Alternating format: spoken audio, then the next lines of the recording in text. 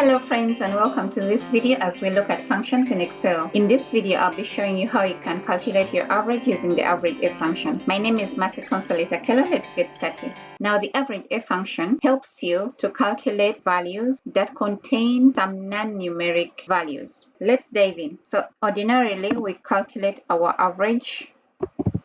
We have all the values here. I'm just going to concentrate on using these first three values of age, so bear with me.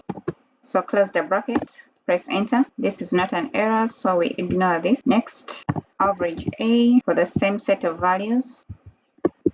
Close the brackets, press enter. This is also not an error, we ignore this. Now, the dynamics that average A helps to sort of handle is situations where you're having values like Boolean, true or false, NA, or you have defined, say for example, in this case, age as unknown. These values are interpreted as zeros by Excel, while for the value true, it evaluates it to 1. So let's first look at the value being considered as an unknown. So F3 here, if we convert it to unknown, you see that the value here for average A is now different. It's the same range, F2 to F4, but when you look at this, you see that there is a change. So average will only consider those numeric values, right? And then it will not consider the unknown. So here it has basically done something like sum. Let's go with the sum.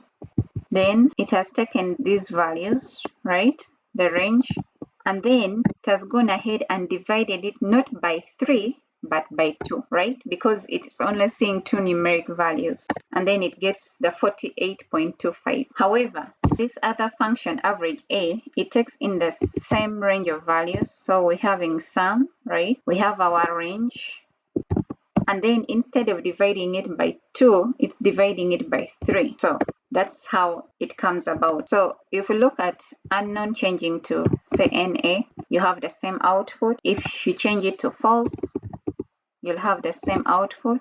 If, on the other hand, we instead have true, true is considered a 1 in this case. So you see that the value has shifted from the 31.166 to 32.5, right? So that's the difference there. Now, there is also a situation whereby instead of having a text value in the cell, you have completely a blank cell. Now, in this case, it behaves exactly as average would behave, that it's considering just these two values, takes in the range by dividing it by 2, so to speak. It is not considering this as 0 or 1, it's just considering it as a non-record. So that has been it for this video. If you've enjoyed the content, please give the video a thumbs up, share with your friends, and subscribe to the channel so that you're updated on new videos once they're released. Thank you and happy learning.